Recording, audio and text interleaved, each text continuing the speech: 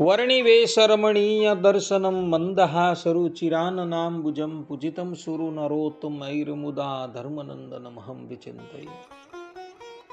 असतो मा षड्गमय तमसो मा ज्योतिर्गमय मृत्युर्मा अमृतं गमय। ओम शांति शांति शांति। अस्मद्गुरु समारंभां नाथयामुनमध्यमां लक्ष्मीवल्लभपर्यन्तां वंदे गुरु परंपरा। આજની જ્ઞાન સભાની અંદર પધારનારા બધા જ ભગવત ભક્તોને વેદાંતાચાર્ય, પુરાણ ઇતિહાસાચાર્ય, એમ.એ. ફિલોસોફી શાસ્ત્રી રાકેશભાઈના હિતપૂર્વક જય સ્વામિનારાયણ। એક ભગવત ભક્તએ મને પ્રશ્ન કર્યો કે શાસ્ત્રીજી, ભગવાન સ્વામિનારાયણ શિક્ષાપત્રીના 88મા શ્લોકમાં કહે છે કે જન્મા શૌચમ મૃતા શૌચમ સ્વસંબંધ અનુસારતઃ પાલનીયમ યથાશાસ્ત્રમ ચાતુર્વર્ણ્ય જનૈર્મમ। અર્થાત કે અમારા સત્સંગી એવા જે 4 વર્ણના મનુષ્ય, તેમણે જન્મનું સૂતક તથા મરણનું સૂતક તે પોતપોતાના સંબંધને અનુસારે કરીને યથાશાસ્ત્ર પાળવું। આ પ્રમાણે ભગવાન સ્વામિનારાયણ શિક્ષાપત્રીમાં કહે છે અને તે પ્રમાણે બધા જ લોકો જન્મનું તથા મરણનું સૂતક અવશ્ય પાળતા જ છે। પરંતુ આ જન્મનું સૂતક અને મરણનું સૂતક ક્યારથી પાળવું? અગ્નિ સંસ્કાર કર્યા બાદ કે મૃત્યુ પામેલો હોય તે દિવસથી, તથા તેનું શ્રાદ્ધ કઈ તિથિ પર કરવું એ વિષય પર આપ થોડી વાત કરો, અર્થાત એ વિષય પર આપ થોડો પ્રકાશ કરો। આ પ્રમાણે એ ભગવત ભક્તએ મને જિજ્ઞાસા વૃત્તિથી પ્રશ્ન કર્યો, તો તેનો ઉત્તર સાતાપત ઋષિએ તથા ભગવાન સ્વામિનારાયણે સત્સંગી જીવનમાં આપેલો છે। જેમ સાતાપત ઋષિ પોતાની સ્મૃતિમાં કહે છે કે મરણાદેવ કર્તવ્યમ સંયોગો યશનાગ્નિના દાહાદ ઉર્ધ્વમ અશૌચમ યસ્ય વૈતાનિગ્નો વિધિ। અર્થાત કે જે અગ્નિહોત્રી છે તેની વ્યવસ્થા અલગ છે અને જે અગ્નિહોત્રી નથી તેની વ્યવસ્થા અલગ છે। એટલે જે અગ્નિહોત્રી છે એનો દાહ સંસ્કાર થાય પછી એનું આશૌચ પાળવાનું છે, અને જે અગ્નિહોત્રી નથી તે મૃત્યુ પામે પછી એનું આશૌચ પાળવાનું છે। આપણા અહીં પહેલાના વખતમાં તથા અત્યારે પણ કેટલાક લોકો અગ્નિહોત્રી છે। અગ્નિહોત્રી એટલે શું? તો 5 પ્રકારનો અગ્નિ જે ધારણ કરતા હોય અથવા તો 2 પ્રકારનો અગ્નિ જે ધારણ કરતા હોય તેને અગ્નિહોત્રી કહેવામાં આવે છે। 5 પ્રકારનો અગ્નિ કયો? તો આવાહની અગ્નિ, દક્ષિણા અગ્નિ, સભ્ય અગ્નિ, આવસ્થાનીય અગ્નિ અને ગાર્હપત્ય અગ્નિ। આ 5 પ્રકારનો અગ્નિ 5 પ્રકારના કુંડમાં અલગ અલગ રાખી જે વિધિ વિધાન પૂર્વક અગ્નિને તૃપ્ત કરતા હોય તેને અગ્નિહોત્રી કહેવામાં આવે છે। અને 2 પ્રકારનો અગ્નિ કયો?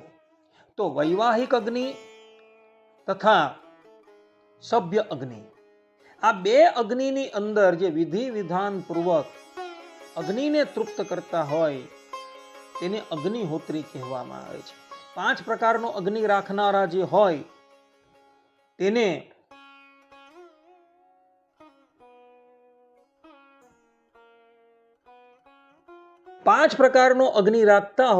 તેને સર્વાધાનીય અગ્નિહોત્રી કહેવામાં આવે છે, અને કેવલ 2 પ્રકારનો અગ્નિ રાખતા હોય તેને અર્ધાધાનીય અગ્નિહોત્રી કહેવામાં આવે છે।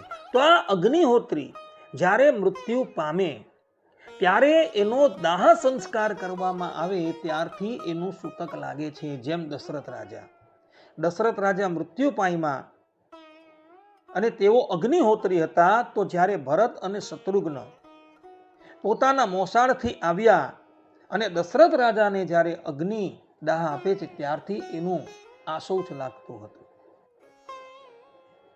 અને જે લોકો અગ્નિહોત્રી નથી, જેઓએ પોતાના જીવનમાં અગ્નિ ધારણ નથી કરેલો, તે લોકો જ્યારે મૃત્યુ પામે ત્યારથી એનું આશૌચ લાગે છે।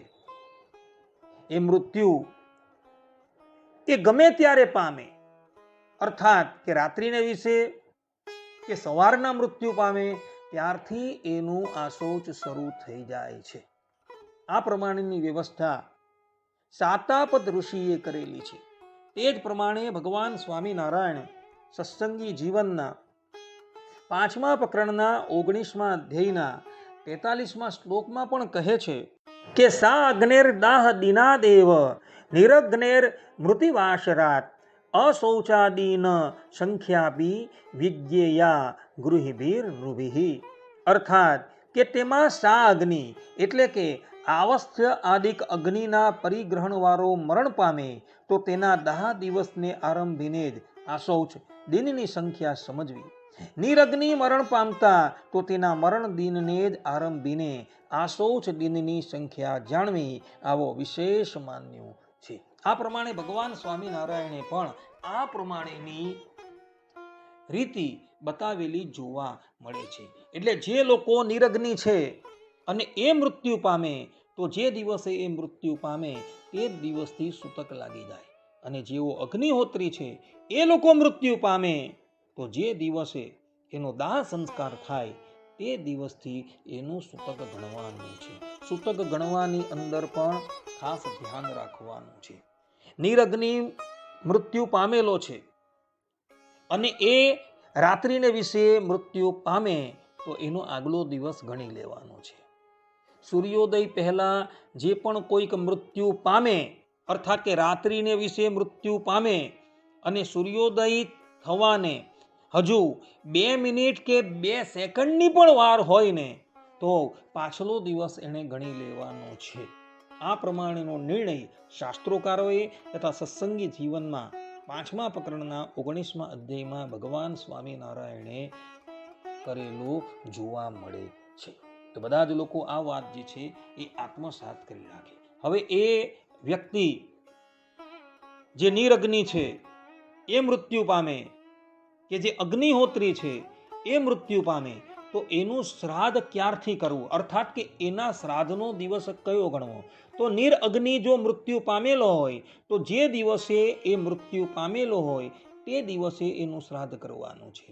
અને જે અગ્નિહોત્રી મૃત્યુ પામેલો છે એનો દાહ સંસ્કાર જે દિવસે કરવામાં આવે તે દિવસે એનું શ્રાદ્ધ કરવાનું છે. એટલે વર્ષની અંદર જ્યારે મહાલય શ્રાદ્ધ આવે, અર્થાત કે ભાદરવા મહિનામાં જ્યારે શ્રાદ્ધ આવે તે દિવસે નિરઅગ્નિનું શ્રાદ્ધ જે દિવસે એ મૃત્યુ પામેલો છે એ તિથિએ કરવાનું છે. અને અગ્નિહોત્રી નું શ્રાદ્ધ જે છે જે દિવસે એનો દાહ સંસ્કાર કરાયેલો છે એ તિથિએ કરવાનું છે. આ પ્રમાણેનો નિર્ણય આપણા ધર્મશાસ્ત્રકારોએ કરેલો છે. બધા જ લોકો આ વાત જે છે એ આત્મસાત કરી રાખે, કારણ કે ભવિષ્યની અંદર કદાચ એને સૂતક પાળવાનું આવે અને આ નિર્ણય જો એને આત્મસાત કરેલો હોય તો એને આ વાત ઘણી કામ લાગે એવી છે. આટલું કહીને હું મારા પ્રવચનને અહીં વિરામ આપું છું. સર્વે સંતુ નિરામયઃ, સર્વે સુખીનો ભવંતુ, સર્વભદ્રાણિ પશ્યન્તુ, મા કશ્ચિદ દુઃખ ભાગ ભવેત. અસ્તુ. જય સ્વામિનારાયણ.